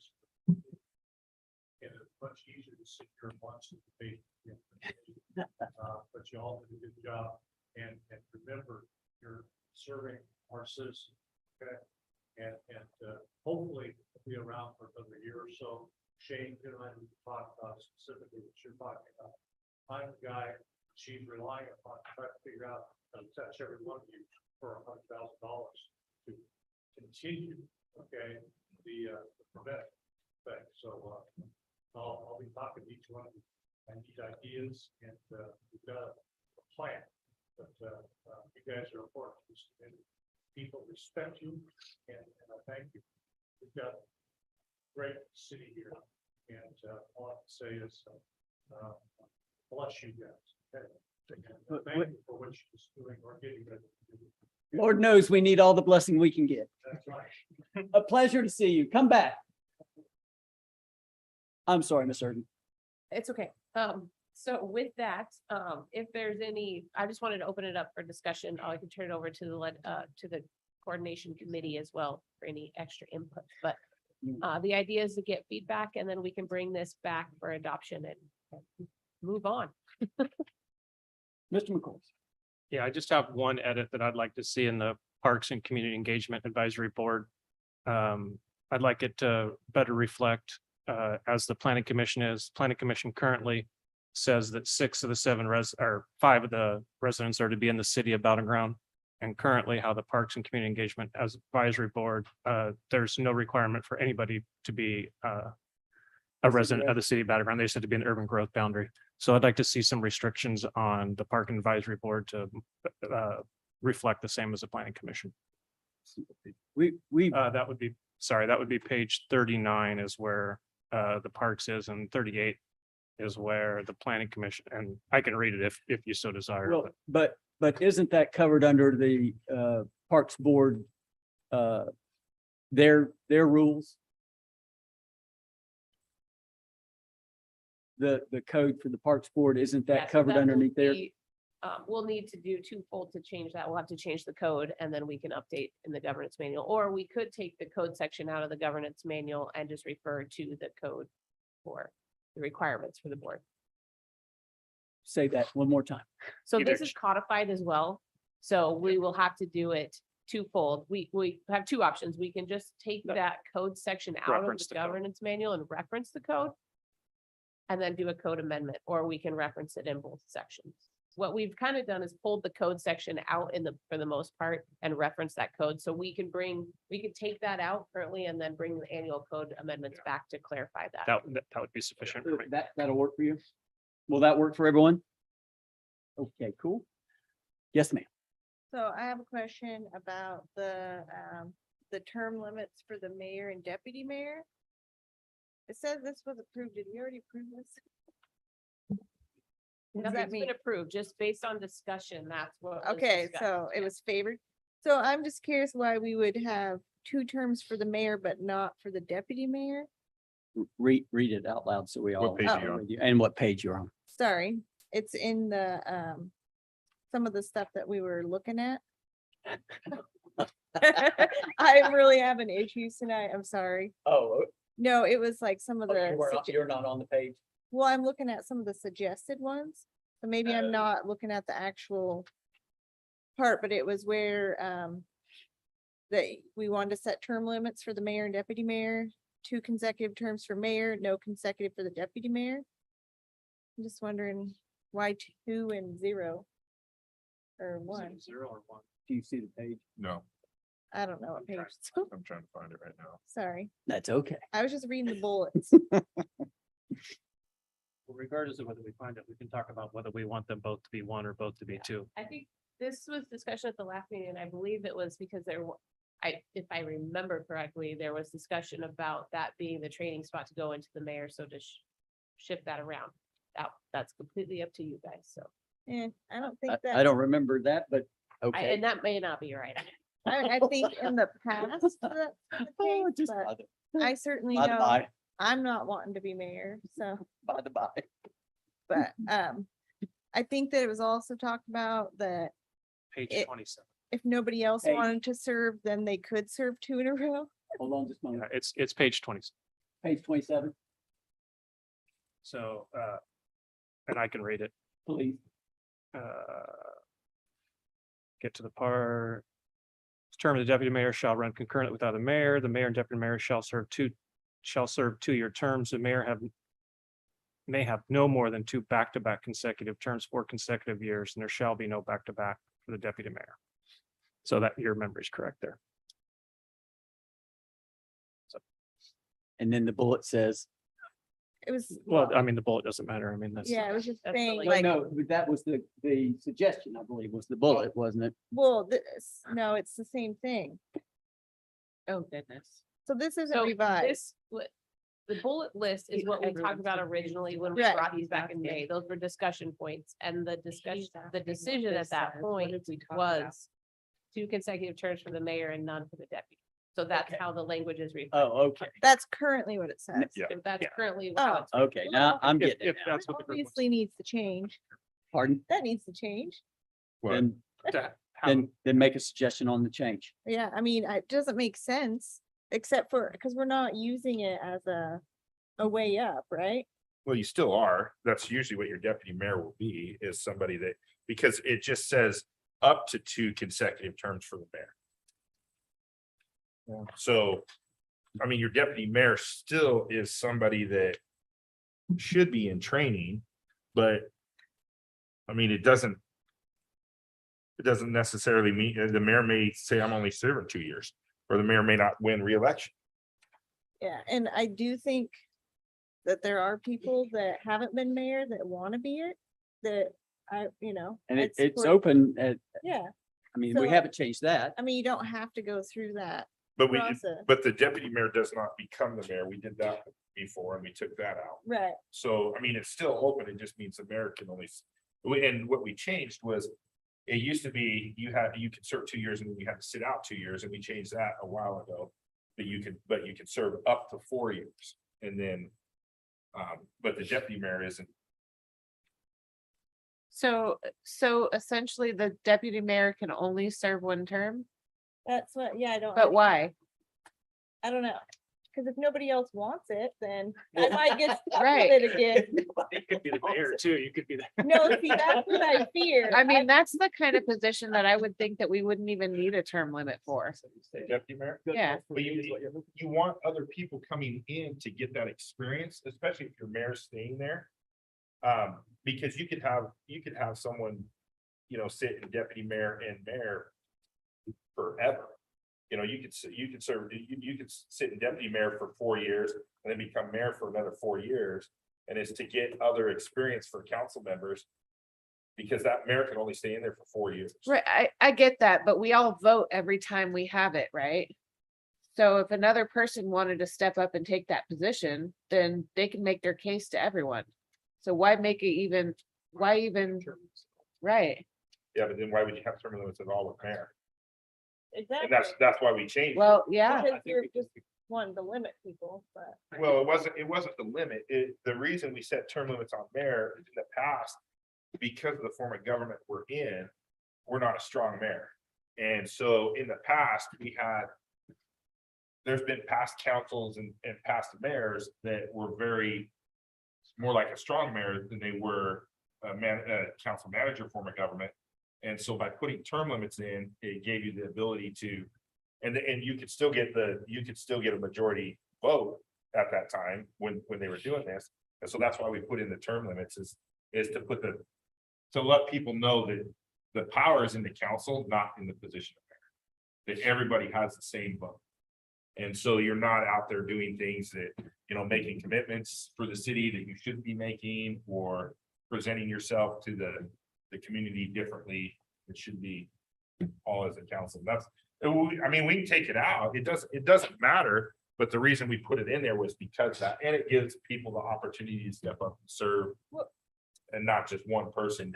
And I'm fine making them equal. The deputy Yeah. mayor, if you want to make them both 2 What consecutive, about- make that change and then go forward. 2 years so we can have another election, but allow consecutive terms. If somebody, after 2 years, that way we have the option to get somebody out. I don't understand what you just said. So 2 years, but allow consecutive terms. Well, that's not what I'm saying. limited. Just make the deputy the same requirement as a mayor. To No more than run- 2 consecutive. to 2 run the years, same. so 4 years go. Fair enough. Just make it the same as the mayor. The only challenge I see with it is you could be putting someone into the leadership position for 16 years. Deputy mayor. No, you'd Well, have, you it'd be, Every 2 years you vote for. Well, yeah, this, 8 years. Right? 8 years, yeah. So that's the difference. The reason we originally did this years ago was so that to limit the power. it limits the power and allows everyone to serve. Now, if you don't want to serve, then it obviously has to go to somebody that's willing to step up. But it gives people the opportunity to. yeah, I So- think we either do it the same across the board for both positions, or we take it away completely. I think really that's our two options, because I don't think that having only one of those positions with the term limit it doesn't make any sense to me either. So, Especially if it's same, if it's the same mayor. And just let it. Oh, you want to announce a reelection bid, Mr. Mayor? Oh, hell. The only thing I'm running for, my friend, is the door. Then I would suggest then that we just go ahead and do this, the mayor and the deputy are, they run the same term, Or we can go 4 or same 2, number, 4 or 2, or you can half it if you like. because that's, Well, we moved it to 4 consecutive. Because it used to be 2 and then you had to sit out. Well, 2 because of our election or Yeah, but it wouldn't matter. I mean, The like, 4-year term. but it wouldn't matter because you could get reelected and still serve your, like if Philip ran again, he could serve another 2 years. And do 4 consecutive. And so that's why we used to have it 2. You could serve 2 years, but then you had to go back to council, so someone else had the ability to serve. And at that point, we didn't, usually the deputy mayor became the mayor. But I kind of like 2. I Yeah, kind of like the 2. idea of 2 so that you can get some 2 years. 2 years. I just personally, me personally, I just think that, it's good to get some, There's the water yeah. and the opportunity to, for everything. if somebody's thinking they're a strong mayor. So what's the change now? So that's, yeah, like just go back to 2 like it used to be. two and have a seat. for Get 2 both- for both. For Yeah. both. Yeah, and no sitting out. So, Yeah, right? you'd be sitting out, yeah, because if you can only serve 2 years, you can't be mayor again. But if somebody, like, say nobody else wants to do it, Well, that's Right. different than you, So then that- you would suspend the rules and. Yeah. you force somebody to do Yeah. it. you Everybody suspend the steps, rules. everybody steps back. and- Everyone step forward. Where did I go? Well, I think there used, I don't know that we have, it. There used to be. I don't know if it's in this one, I can't remember, about the longest tenure then. Yeah, Until If somebody, somebody- Until we If can council find can't someone. decide. the council can't decide the longest tenure. The goes. oldest person. Oh, my God. I don't know, as The somebody who's oldest been person. mayor before, at this point, it's like. Good Lord, if you can corral the 7 of us and or 6 of us and you want to be mayor and have your life turned upside down, We got the more time. power to you, man. So Ms. Walters has said that we go 2, I'm good with that. 2 and 2 and 2 across the board. So- Is everyone cool with that? Yes. 2 terms and No. No, 2 years. 2 years. the Sorry. mayor and deputy mayor can have 2-year terms consecutively, so 4 total. No, No. no. You're not getting One, it either. one 2-year term. One 2-year 2-year Like term. we used to do. So no consecutive terms. Nope. No. Wait, what? That's not. the- 1 2-year term, 1 2-year term. no consecutives. If That's we're, what if we- we're that confused, we that's should what probably we go with already Sean as first thing and just take it all off. Like, if you It's can it's get the people way to we vote, used to have vote. it. It was a 2-year term. That was That- it. But Period. that's what we already have for the deputy mayor. So yes, No. so Yeah. Well, if we're yeah. running, For both. can I explain? So what she's saying now, in 14 months, when time's up, I would move over here. You would have the eligibility, if you wanted, to move into the mayor's position, and someone would have the eligibility to Yeah. move into But the, you can't stay. but you it's can't both two- stay yeah, as the you can't stay deputy for the next 2 years. Okay, so that's what I'm saying that I don't like, Oh, Lord. that we can't have. Well, first of all, that there's no, that would be a second term, like why you couldn't, if somebody wanted to. Say Troy decided. he wanted- We're talking in circle now. Right, but. 'Cause- Troy- Because you already asked that and we already answered that we would have to suspend the rules to allow for that to happen. Right, but what if somebody wanted to do it? Like, Wanted to stay in that seat, yeah, you don't get a choice because sometimes the mayor wants to stay in that seat. Then you wait and you see if there are no nominations. so There may not be a nomination, then you could Then just, you would suspend the rules. you could spin the rules and you could So- roll. okay, but there is a likeliness that somebody who is serving in one of the positions, that there wouldn't be an option for them to move up or anything like that. So I don't know, I don't understand why you have to put a limit of 1 term. I'm not following what you're. Yeah. I think Councilmember Bowman said it's just to give, I mean, especially, I don't know, you know, I exactly. thought it was two, we were lining it up with the mayor, right? They were gonna do the same. Yeah, but we changed that for the reason we had it two to begin with is the exact thing I said is so that you're not thinking that you are a strong mayor and you can go do whatever you want because you're the mayor of the city and you can serve 6 years. So you served 2 years. I did it, Mike did it, Adrian did it, Philip did it. You serve 2 years, you go back to council. Deputy mayor's the same way. You serve 2 years, you either get voted in as mayor or you go back to council. And so, I mean, it's the same thing. It's so someone can't just sit in a leader. It doesn't really matter if you're mayor or deputy mayor, you're in a leadership position. If you're gonna sit in the deputy mayor spot because you don't want mayor and you want to sit there for 6 years, you're still denying other people from having the ability to have the leadership position and learn and grow and possibly go into those positions. And so, and now if no one steps up, then it's just up to whatever the council wants to do at that time. But that's just a suspension of the rules to say, hey, no one's stepping up, and then you put someone in. So what are you guys saying for the mayor? Both of you would be on 2 year term, And you move over. So only. 2 years. So You could come one- back 2 One years term. later. Okay, 1 2-year term. Uh-huh. Okay, so it currently doesn't, it says that you can do consecutive for the, For 2. That's what For we the put in mayor. there. And we're just Yeah. getting rid of that. so We're getting rid of now, that. okay, so now we're going lesser. Yes. Then we're that's going right. back to the way it was. We're going back to the way it was. 2 and done. Long road, to get back to where we started. It's It's a circle route Yeah. and we're gonna get there. I it's think we're there it's now. just going back to where we were. Except when we originally had it, we had that you could only serve 4 years total. So you can only serve a total of 2 terms as mayor ever, but we got rid of that too. So So what's on the table, Ms. Urban, currently is that the mayor does 2 years and moves on. The deputy does 2 years and moves on. And that's the story.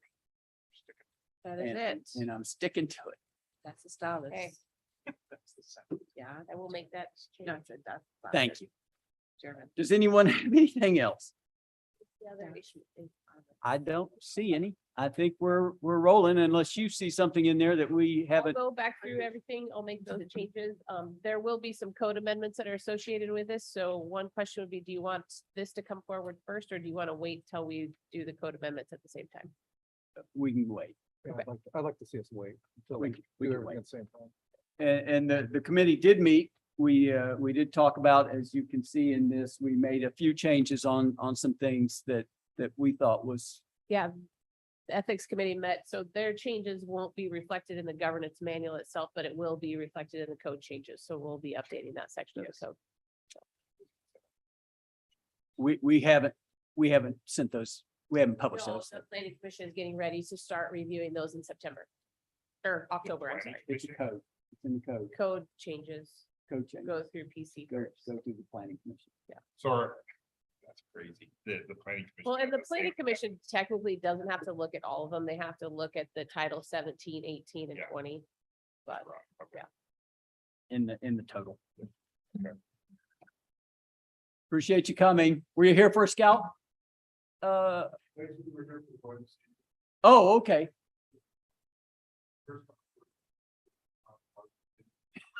Yeah.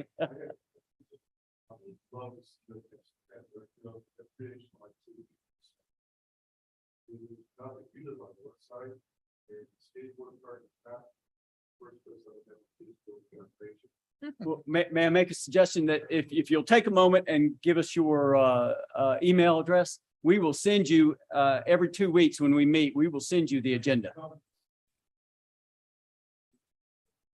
Oh, okay.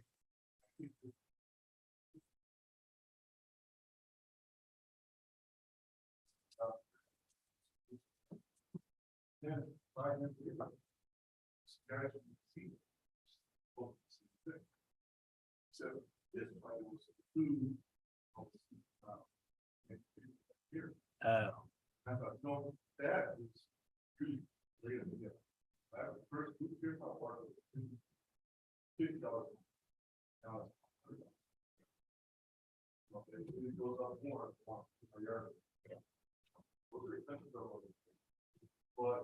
if that money's put back to the city, yeah, a recreation area for the city. The city is the goal, it's not the goal, it's the goal.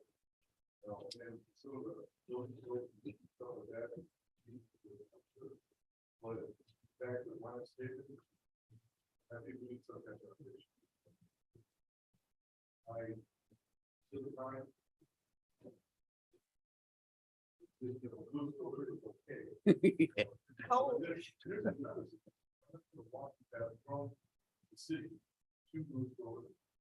The county's in, it's in the works. That's the county would do that. We have a We- portion of it that we're doing. Yeah, we're stopping at Onsdorf. We'll get to 25th and then the county's beyond that. That's what that construction is right now. I realize I work. And that's what it is for our stop.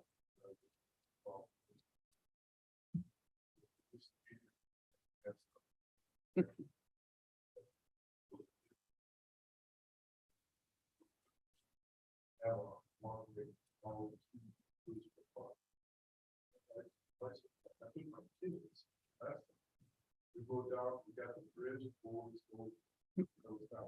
I had thought that was what I had to about. But on the street, she could walk across the bridge, cars go down. Across the bridge.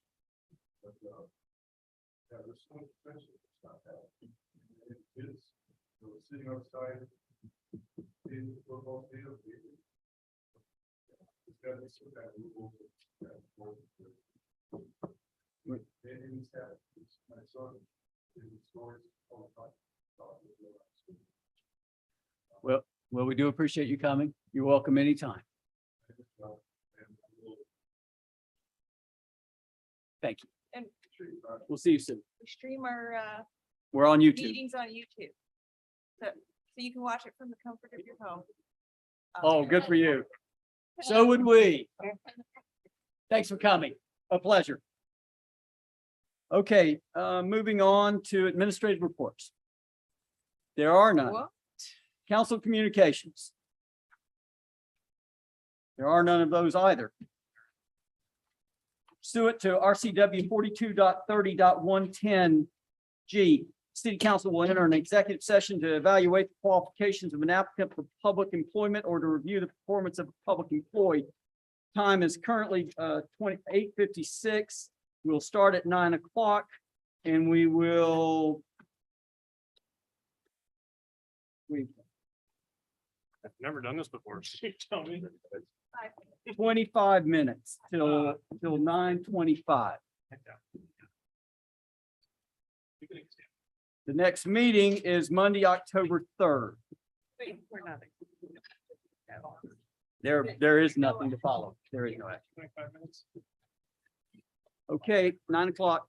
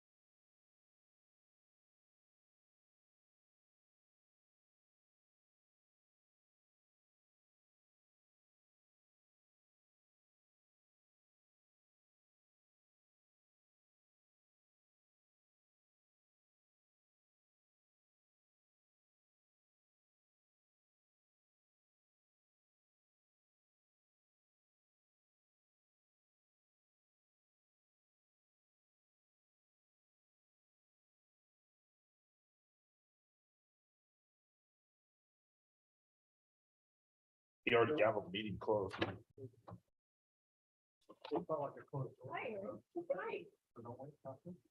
we'll have So the last time we did a closed door meeting, which we didn't have. Oh, yeah, he gavelled it down. Oh, no. We need to call roll again. All right. I said, Philip gavelled it down and said we were done. Well, you don't have to have a forum before the meeting. We had one more minute. Not having to call, close the meeting automatically. And you can't make it a practice, but you know.